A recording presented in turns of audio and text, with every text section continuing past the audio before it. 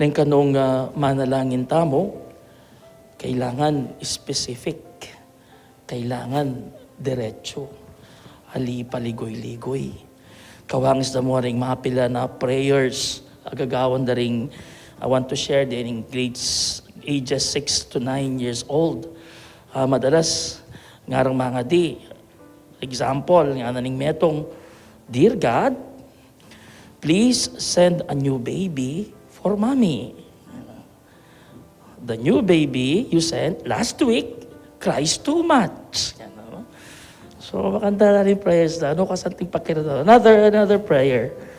Ne? Nga naman kanyan, Dear God, how many angels are there in heaven?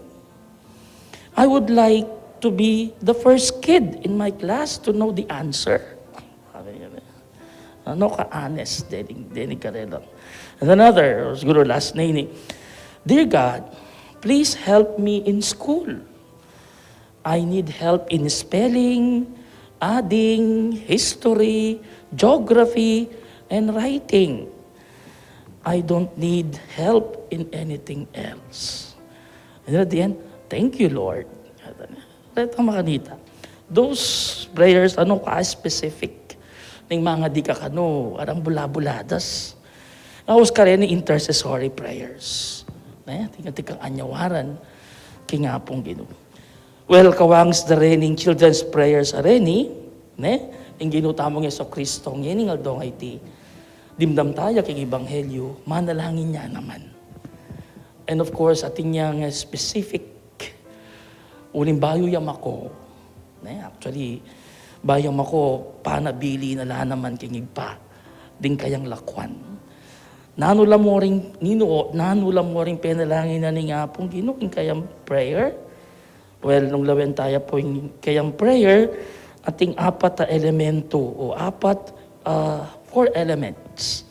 Ano no ka rin, nga pong Ginoo penalangin o rin eh. Mumuna of course, din kayang apostles. Alam mo ding apostles, patiretang tutuki pa nga kaya. Datang tuki ka rin apostles, datang disciples na. Datang maniwala kaya. Penalangin nala.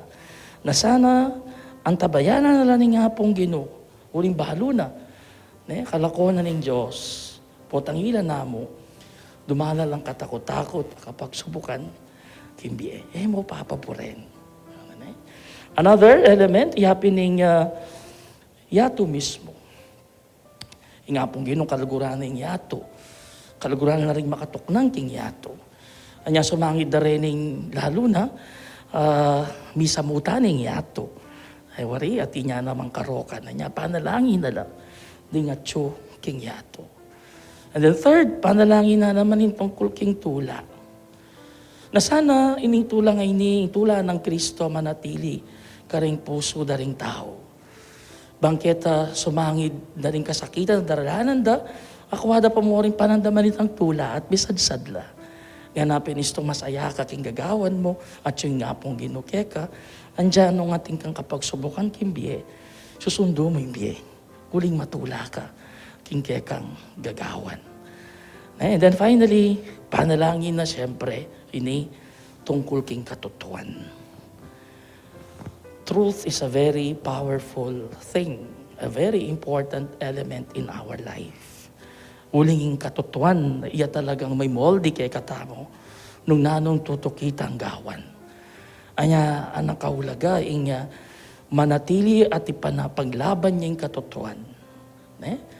Any disinformation or whatsoever, kailangan niyang i-correct. Uling delikado. Istong yung katotohan, beluktot me at selikot me, it might mislead people. Itang understanding the manaliwaya. Anya, sana yung katotohan na magari at sana ring tao akwadeng panindigan hindi at ipaglaban ng katotohan. Baliyo ining kapat elemento nga ini, yung medyo buri kong di nang pansin. Karining penga din nga pong minuling, medyo related siya king katang santong ini, pagmasosya ni San Justino. Baliyo, dyan na kung tita kakwento ka San Justino, ing nasa na mo simply. Ing nasa na, ing Akwanit ang knowledge of God. Akwaning aintindihan. Nga pong Ginoo. Anya uling burini nga aintindihan nga pong Ginoo. Inggewa na, pag-aralan nala dingaliwalawang philosophies. Lino biya medyo yung philosopher. Filosofiya. Lalo tamo po, philosophy is wisdom. Using reason to know something. Uning as time goes by, kabang pag-aralan na ini, lalong naintindihan yung bagay-bagay. Pero uling talagang nasa ng San Agustino abalo nga pong Ginoo. Pigbigyan nga pong Ginoo. One day, kabang maglakad sa kindalampasigan, at inyang kasalubong kasabing meto ka matwa. At kitna nining matwa, nano mo ding mamyalong kingisip mo ngeni. That time talagang isipan na, makanano nga kung aintindihan, nga pong Ginoo. That was his desire. Abang maglakad sa kindalampasigan. Sinabi na kining matwa. And then yung matwa, sinabi na, kinuwentuhan tungkol ka rin propeta, tungkol ka rin halaga, dahil ka inspired la, at piglaban din nga pong Ginoo Hesus Kristo. At the same time, dinaon din biyeda, ka rin And finally, inyangakit data, may nga di. Sabi na rin kay, basan mo la rin kilalanan mo la naman rin And huwag mo kakalingwan, manalangin. Kuita, manalangin. And from that time on, baloyo kay Batnanita, isan Saint Justin, Saint Justin was led from darkness of human reason to the light of faith. Kasi naman talaga sapat mo isip Wari, andyan na anong gawan mo. Philosophy is not enough. Uling sigurado miras kaking dead end. Sabi dapin, when reason stops, faith comes. Putangin mo nakakuwang bagay ay tindiyan sabla-sabla. Kailangan niya. Lalo natukol kay nga pong Ginoo. Niya kalating utak tamo para kuha tayo nga tindiyan ng Diyos. Anya, isanos ditang nasa na nga kilala ni nga pong Ginoo. May transform using reason, mas lalong may lalaming kasalpantayanan. At ining kasalpantayanan na yung miglid kaya para ikalat na yung maya pabalita king Greece, king Egypt, king Italy, at marakalya apatuking followers ng Kristo. Na followers ng Kristo. Pero of course, during years 165, King Roma, that's the time of persecution. Siyempre papamaten rin Kristiyano kanta. At uling mera kapya San Agustino, paglaban ng kasalpantayanan na nga nanitang prefect kaya. Do you think that by dying you will enter heaven and be rewarded by God? May kibat Saint Justin I do not think, but I know. I do not think, but I know.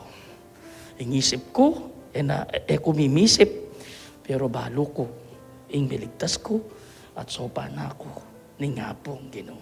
And that is a matter of faith.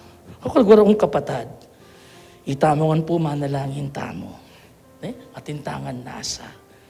Na sana, maging specific tamo, at lalawin tayo itang katutuan na makapaligid kay katamo. And hopefully, itang katutuan na ita, matransform niya into our faith. Pangkanita lakwas tamo pang lumalam, kasalpantayanan, at pangabalo, kingapong Ginoo. We continue to pray, and hopefully God will guide us all the way.